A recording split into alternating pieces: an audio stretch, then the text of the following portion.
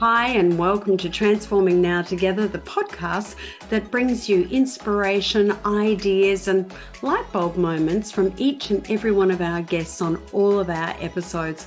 I'm Jaynie Morris, and I'm absolutely delighted that you chose to click onto this podcast today and tune in, because each and every one of these podcasts has been designed to help you in your life, to create the well-being and the abundance and the opportunities that you're actually looking for right now. Please remember to subscribe, and I love your comments and your feedback. So every time you have something that you want to share with me, please make sure that you do put those comments in wherever you're listening to this podcast.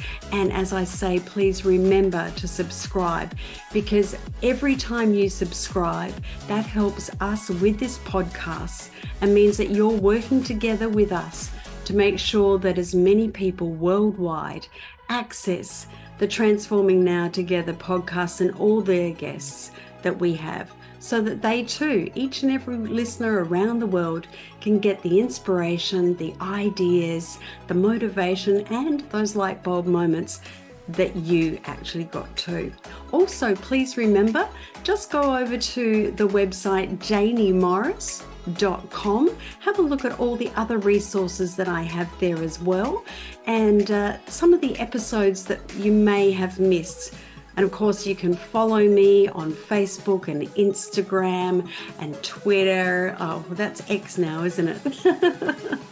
And of course, LinkedIn. But of course, please make sure that you do give me your feedback and your comments, because that's what fuels everything that I and my team do in the Transforming Now Together podcast. So sit back and relax, whatever you're doing, wherever you're listening to me right now, to this next episode. I know you're going to absolutely love it. Well, welcome to an episode that I have been looking forward to for I don't know how long, probably since the last time I spoke to this amazing woman. Kathy Lette is known to so many of us because of all the things that she has done in her very short career. I'm going to put it that way, Kathy. Kathy, Kathy is an incredible international author. She belongs to Australia, but she lives in London. Of course, she started out as a teenage author with the smash hit Puberty Blues that then went into being made into a movie and a series as well. Kathy's written over, I think about 20 books so far that have been translated to 19 different languages, which we are going to speak to Kathy about, because I think there might be some issues in translating some of the words that get used in her beautiful book. That's true. But also, of course, one of the books was HRT, Husband Replacement Therapy, which is my personal favorite. For those of you who follow me, you know. Right? And look, Kathy is the mother of two gorgeous individuals, Jules and Georgie. She divides her time between London and, of course, Sydney, but actually all over the world, because she's also a media commentator. She's a TV presenter. She's a media columnist. She's a travel writer. She's just an amazing, absolutely fabulous woman. And I'm so excited to have Kathy with us today, talking about her latest book, The Revenge Club. Kathy, welcome. That was such a lovely intro. You're always so generous. You have a big, beautiful heart. You really do. And that's one of the things I love most about Australian women, how good we are to each other. We do have a strong sense of sisterhood that I've never found anywhere else in the world. And it's a joy to me, and I'm just so glad to be part of your sisterhood. Well, thank you, Kathy. And as you know, you have been my wonder bra for quite some time. Yes, that's right. Because I do always say that women are each other's human wonder bras, uplifting, supportive, and making each other look bigger and better. Exactly. Kathy, before we get into your latest book, The Revenge Club, which is an absolute smash hit. It was a smash hit at pre-release, and I've read it. I can see why. But before we get into that, I just wanted to talk to you about, you've just finished your annual several months down under Yeah, in Australia, which obviously also took in the launch of the Revenge Club and your book yes. tour. How was it for you? How did it all go? Oh, well, I love, I am 100 million% Australian, like from my tonsils to my toes. And I come back, I try and get back now for 3.5, sometimes 4 months of the year. But as you know, my son's autistic, so I've got to be here for him in London because this is where he's set up. But it is so nourishing to come home. I mean, the wit, the wisdom, the dry humor. It's drier than an AA clinic, then that wonderful female camaraderie. I mean, it's just so joyous to me. And I have three sisters, as you know, and I'm also very close to my mum. So I just dive straight into the bosom of that particular human wonder bra. Yeah. And this year I was insanely busy because I did launch the book, and then I ricocheted around the country. I went to Perth, Adelaide, Melbourne, Canberra, Bris Vegas, Sydney. I did lots of gigs everywhere. And the lovely thing for me is that I mean, it's tiring, hemorrhaging charisma, obviously, but to meet my readers, these wonderful women who are, you just want to go on a girls' night out with all of them. I mean, they're so much fun, and they're full of the best stories, and they're so generous with their time and their anecdotes and everything. It's really hard for me to tear myself away from any gig because I'm just in heaven being within these all-female groups. And the gigs are not, when I do a literary event, it's 99% female. There'll be one poor guy there. One or two men have been dragged along. And I'm like, you guys are going to be ovulating by the end of this because this is full on girl talk right now. And I think they must be lovely blokes to even be there. So, and I always say to men who complain that feminists want too much, I'm like, do we really want too much? What do we want? Equal pay, that'd be great. We'd like them to be better in bed, like to work out that Mutual Orgasm is not an insurance company, and to help more around the house, especially the cooking department, because I mean, I don't know about you, but I just think a man in a cooking apron is the ultimate aphrodisiac. Yes, Yeah, don't you think? I mean, oh my God, I agree.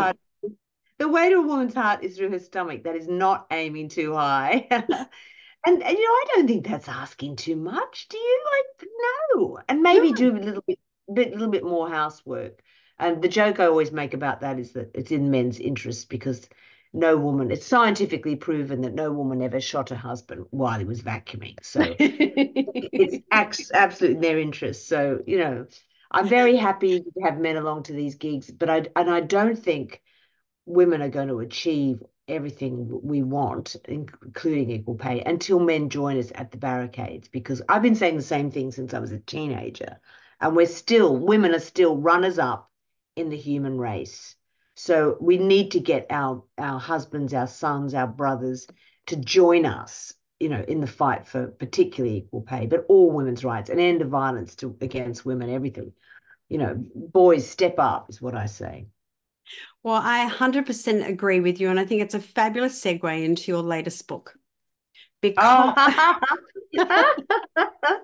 okay, go on. as you can see, as per usual, Kathy, I have my notes throughout. I actually thought that I was waking up the neighbors. My house is completely separate from my next door neighbors. There is a huge garden in between us, but I do think that I actually started to wake them Oh, up the other night. I cannot stop laughing out loud as I oh, read between the pages. Now, you've just talked about, which by the way, I 100% agree with you. I'm a massive advocate of bringing the guys along with us yeah. in regards to equalities, no question. So let's talk about the Revenge Club because Four Scorned Woman and One Perfect Plan is all about exactly what you just said. So Yes. can you give us a little entree and then I'm going to ask you a few things that I found out in this book. Ah, is that right? Well, the book is really a literary raspberry against ageist sexism because I think we have finally taken the stigma out of the menopause. My generation have talked about it so openly, and I think now it's gone much more mainstream.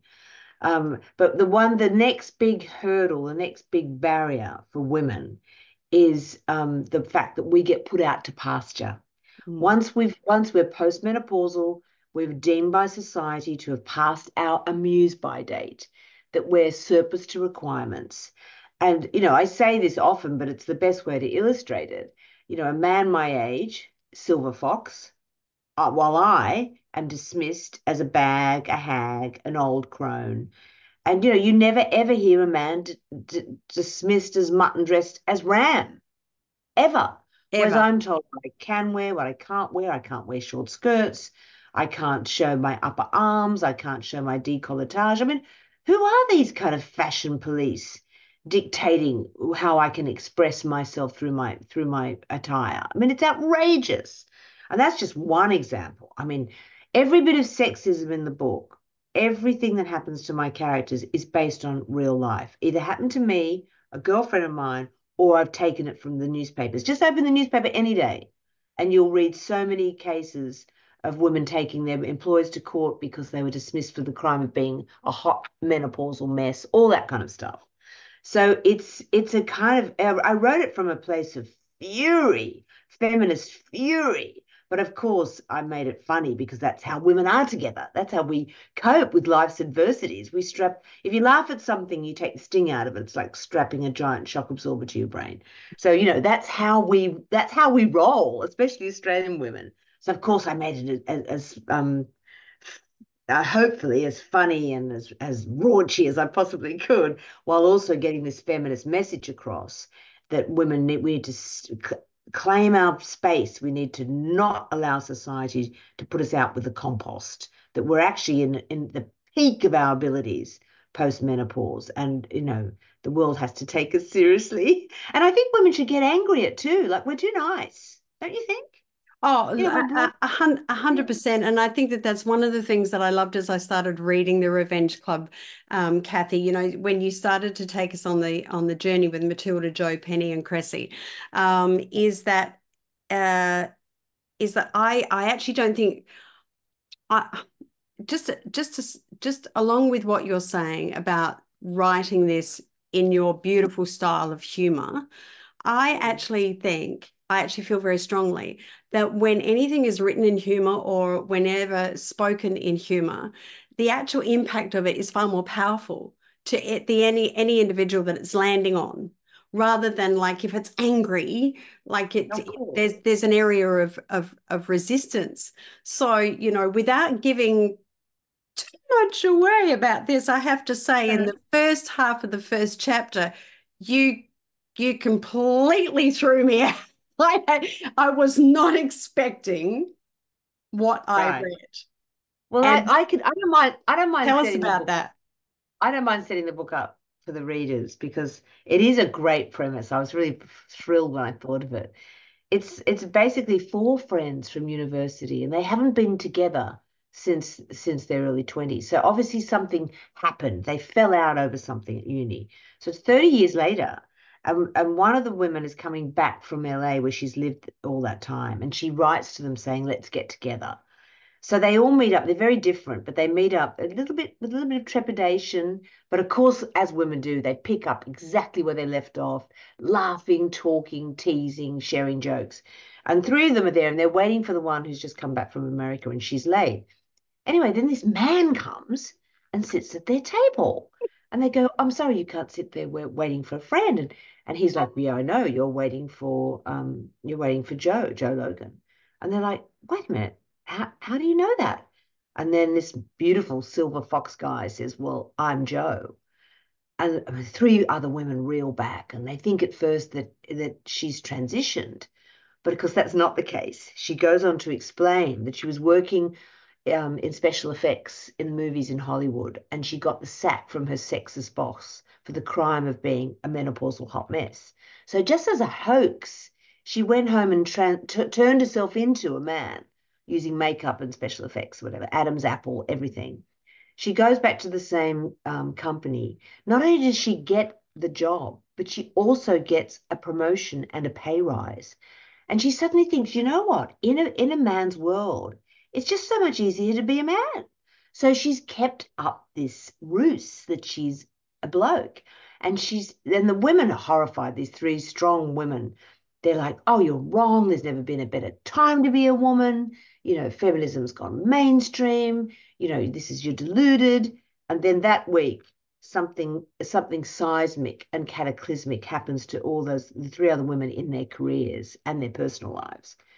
And when they get back for another meeting, they're like, Joe, you're so right. And that's when they form the Revenge Club, because now they've got a secret weapon, because Joe can get into the men's room where the men are. So that's when they plot their diabolical revenges, and that's when the fun starts. And it is a really good premise. I know I was thrilled when I thought of it, because it's a revenge caper. I guess it's got a touch of 9 to 5. It's got a touch of the First Wives Club, a touch of Mrs. Doubtfire or Mr. Mr. Doubtfire, Doubtfire. Mr. Doubtfire, but it's completely original, and Mm. it's a romp. I wanted to whiz the reader along, like, grab them by the short and curlies, and take them on this great adventure. But it's also an ode to the sisterhood. It's actually, so I hope, life affirming for women about how important it is that we work together, and that we have this yes, it might be a man's world. I mean, the only thing in our favor is that men die earlier than we do. But I thought, isn't that typical, leaving all the cleaning up to a woman? But we do have multiple orgasms, and that's like, oh, oh, oh, what a feeling. And we do have our female friends, and oh my gosh, how you wouldn't get through without your female friends. And we've got that superpower, that secret power. We've also got the cloak of invisibility. I mean, if society is going to hand us the cloak of invisibility, which they do post 50, post 55, I think, well, are we going to use that cloak for good or for evil? And I'm thinking evil. We've been brought up to be decorative and demure and good and kind and nice. But the lovely thing about being postmenopause, you no longer care what anybody thinks about you. And it is so liberating. Isn't it? So, my message to women is to, first of all, go forth and be fabulous, but also make mischief. Make as much mischief as you possibly can. And that's what they do in the Revenge Club. One of the things, as I mentioned before, HRT, which is my personal favorite, um, Thank you. husband replacement therapy, actually came along at a time when I was going through I was about to break up or leave my marriage, and HRT ended up being my guidebook for that. Oh, I'm so glad. In And I know in you've written a book now that's coming out about how to survive divorce, and you've made it funny. So yes. that will also be a great handbook for women. Oh, 100%. And thank you for that plug, because chapter 9 is the sad vagina. And I would not even have thought of putting that in if it wouldn't be for my friendship with you, young lady. So Oh, I want to um, go. just to clear things up, my vagina is not sad. My Oh no, vagina well, has a no, party every, I don't. has a party every night. I didn't mean it like that. I meant the last I conversation that know. we had, because clearly I am very happily unmarried now. Um, Very but um, good. it was because we had that post conversation after our last recording, where we were talking about, like my lack of sex life and all that sort of thing. And then it was something that you had mentioned about that phenomenon. I can never say that word. Phenomenon. Thank you. Phenomenon. Thank you. And so that's where that chapter came in. I want to go back to something that you mentioned before, and one of the things that I have found, and again I do find it in all of your books anyway, Kathy, but you always pepper throughout each chapter information that is cloaked a little bit in the beautiful, you're an incredible wordsmith, and the beautiful way that you put it in that comes through into the chapter, but is actually educational for the reader. And what I wanted the reason I'm bringing that up is in the first chapter, when you said before about women outlive men, Mm. something that you've said, if I can just quickly read this, it says, one of the girls, Penny, was saying, married men live longer than single men, have less heart disease and mental problems, whereas single women live longer than married women and have less heart disease and mental problems. So it's a real tick for any woman that is single, that thinks, oh, Yeah. woe is me, woe is me. Do you know what I mean? And that's one of the Yeah. things that I picked up in the Revenge Club that you're doing as well. Yeah, I think yeah, that is absolutely true. I think I do have a strong need to pass on any wisdom I've gleaned. And I think it's because my mother's a teacher, and teaching was her vocation, and I think I've got her teaching gene. And I also write, I always write the book I wish I'd had when I was going through something, and that we were talking about writing a manual. To me, they are a manual where I'm saying to women, this is Mm, what it was like for me, and this is what I gleaned, and this is what will get you through and offer you some comedic comfort mm, and some ammunition, because all these facts and figures that I weave in they're grist to your intellectual mill as well, and it can fortify, it can gird your loins to to take on a sexist boss or to leave an abusive husband or whatever. So yeah, I do have I do have a strong need to to teach. Yes, I suppose. Yes, it's true. and you do a great job of it. I do want to say, coming back to what I mentioned before about your incredible talent of You're using so the nice to me. no, Thank but you. no, and then I'm not shining you on, you know that, like because we know each other, right? But the Yes. thing is that one of the many things I love about reading your books is that I learn words that I've never heard before. And then I actually get the dictionary out to work out, where I could use that myself in a sentence. And I just want to bring this up because so the question that I'm asking you, but I'm going to read this is where on earth do you get these words? So Oh my God, what was it? Penny's daughter Melody. So Yeah. she's answering a question. She says this. Affirmative, Melody said. But just as a tufted titmouse would be conspicuous in the environs of a tasseled wobbegong or a Europlatus fantasticus, too obvious in a school of blobfish, it's imperative imposters attend in suitable disguise. Where did Well, you get this? no, to be fair, I mean, the character you're describing is autistic. She's the daughter of our I know. main character, Matilda. So her language, like a lot of autistic people, is very high blown. Mm, It's scientific and it's very factual and it's very knowledgeable. So, I mean, I would never use a sentence like that in my life. But, you've got to write that your characters speak in their own voice. So, I mean, I did research that. I did look up some I, creatures I that were absolutely, very, I absolutely love that because as you and I know, my followers know, like I have an adult Asperger's boy, yeah, and so having grown up with that, that high IQ and that fast speak and that development, that's and right. Yeah. it's a joy. It's an And in my, absolute it is a joy. joy. And the way they word things too is so original, so disarmingly original. And Mm, I often try in my books, if I can, to have a character who's on the spectrum, but show them in a very positive light. mm, Because so often autistic people are told they're dumb, they're stupid, they're out of sync.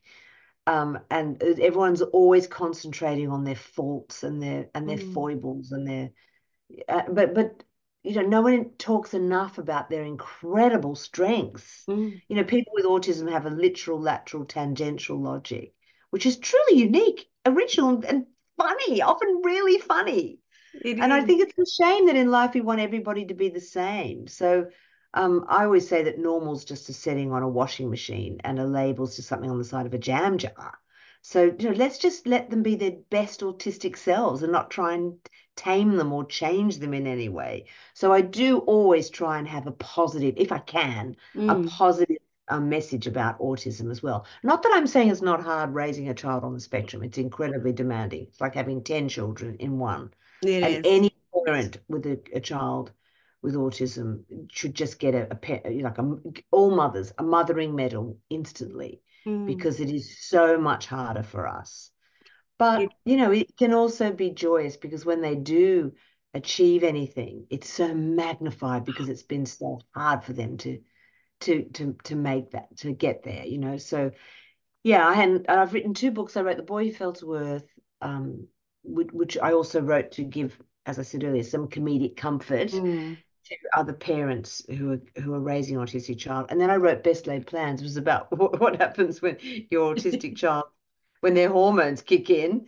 And that can be a very, very bumpy ride. That's when you do need to put on your psychological safety belt. So, yeah, so I've wrote those books for other parents like us. Yeah, and again, I've read both of them, for personal reasons as well, and Oh, they're that's just good. they're yeah.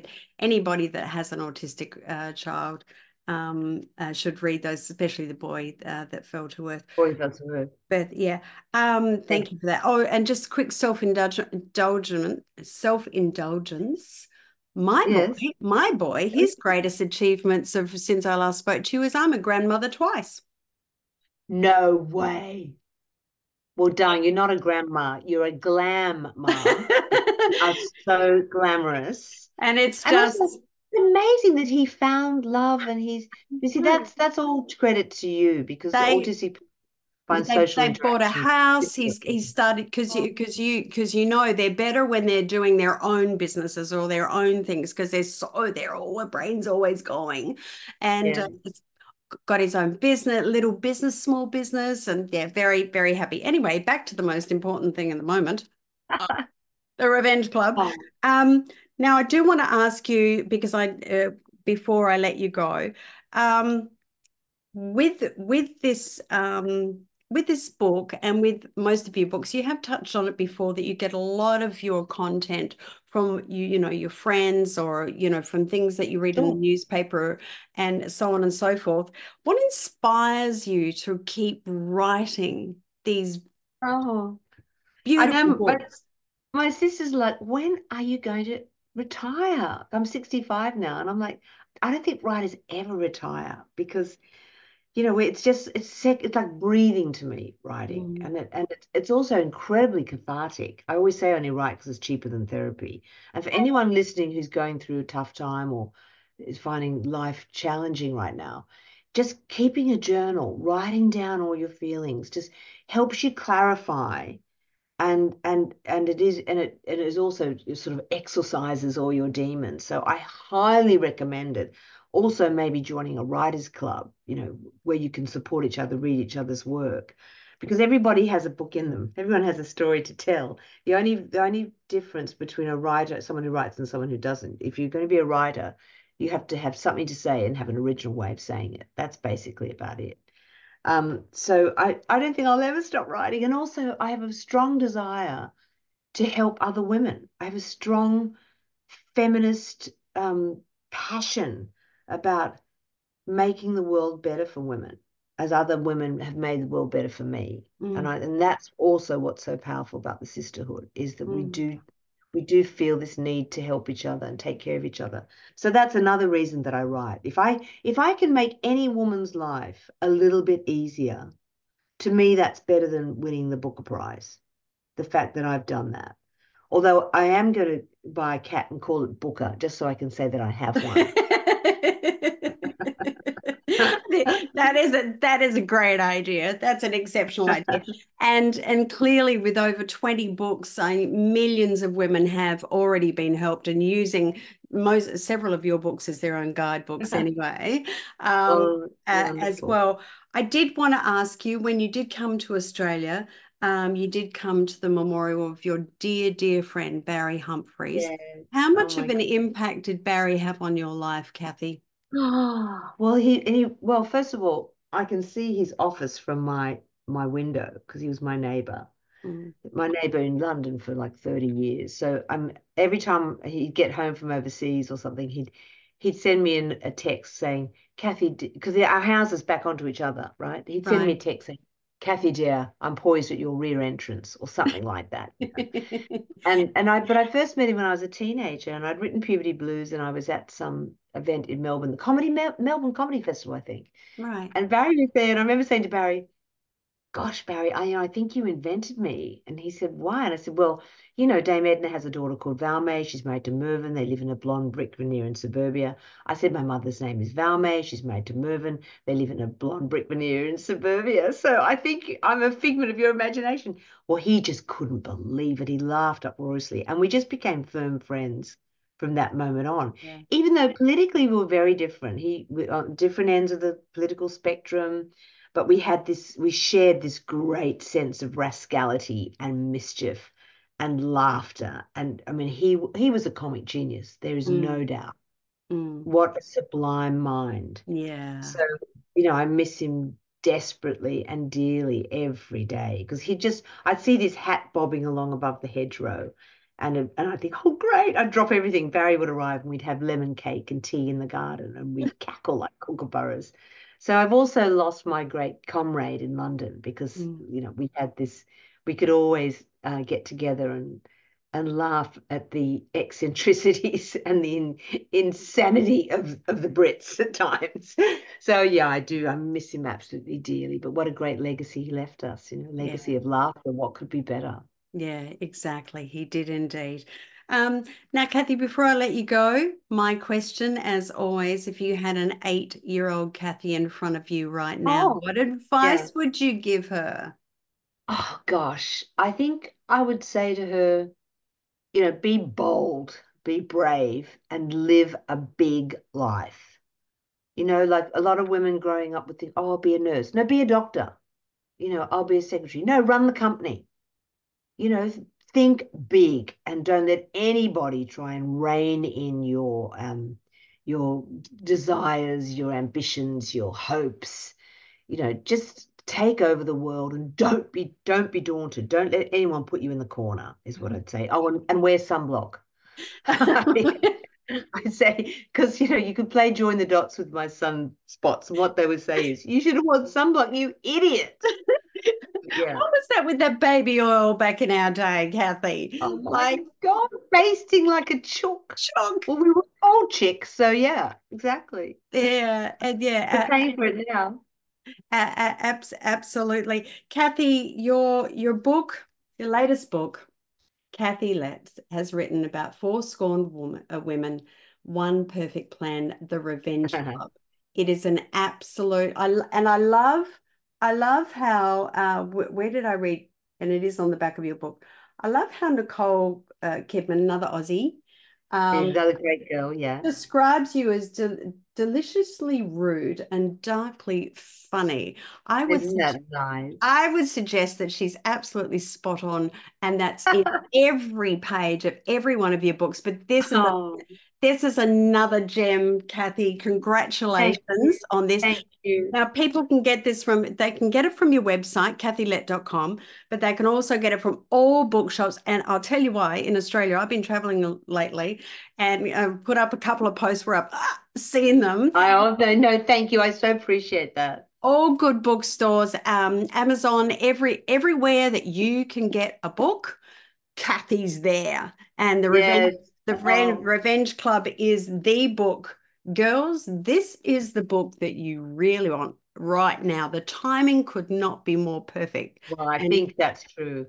definitely, It got quoted in the English papers just saying a tonic for our times, and I thought, yeah, women need this right now. yeah, yeah. And also it went to number one in Australia, so I'm so happy about that. I And it's been on know. the bestseller list for I don't know, 7 weeks or something. So it's good to know that all that hard work is worth it, right? So is the next book already Oh halfway God. through? Oh Are my you having God. a break, Kathy? I haven't had time to even rub two thoughts together. So I'm going on book tour now in Britain, which will Great. be, that's a long book tour as well. But after that, then I'll just curl up around a cocktail and see what's tickling my creative fancy. Well, Kathy, last time we spoke, we did talk about, and the world was going through the pandemic. We did say Oh, that when it was all over, that I was coming over to, swing from a chandelier with you with a nice guy between my teeth, the same as of what you say. We did threaten that I would do that. That has not happened yet. it Um, will though. now, I'm clearly unhappily married, happily unmarried. Um, Unmarried, yes. I yeah. love that. Next year, I plan a big, big trip to celebrate Great. a milestone birthday. So, if I don't see you in Australia when you come home next time, I'll I'll see definitely you in see you London. back over there, Kathy. Well, I Absolutely. can't wait for that. But Yeah. we will be cackling like kookaburras. Can you imagine the fun? Oh, Oh, I we have can't wait. so much to cackle about. I've And got some things. congratulations. Congratulations on having a husbandectomy, on Thank being happily unmarried. and on finishing your first book, and I can't wait to read it. Let me know when you need a quote. Yeah, thank you, Dana. I really appreciate that. And thank you again. I know you're really busy. I really appreciate your time to spend with us and my audience today talking about this fabulous book. And if you haven't got a copy of this book yet, you have to race out, just go online, get the book. Like, I love it. I laugh out loud. If I laugh out loud, Thank you.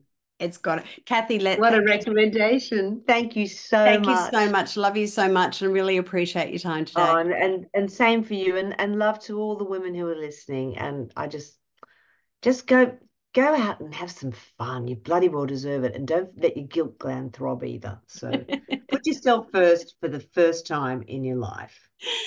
Thank you, Kathy. I look forward to catching up again soon. Bye. Thanks for tuning in to Transforming Now Together, the podcast. I know that you've enjoyed this episode. Please remember to go and subscribe here where you're listening to this podcast right now, and of course at Jaynie Morris on YouTube. And please visit jayniemorris.com and subscribe there. That way you'll always know whenever the next episode comes up for Transforming Now Together, the podcast. And of course, you can also go back and listen to all the previous episodes in the current series and previous series too. Also, when you go to jayniemorris.com, check out how you and I can work together. I'd love to do that. If you've got any feedback or comments, please email to info@jayniemorris.com. And in the meantime, wherever you are in this amazing, beautiful world of ours, I hope you have an absolutely fabulous day.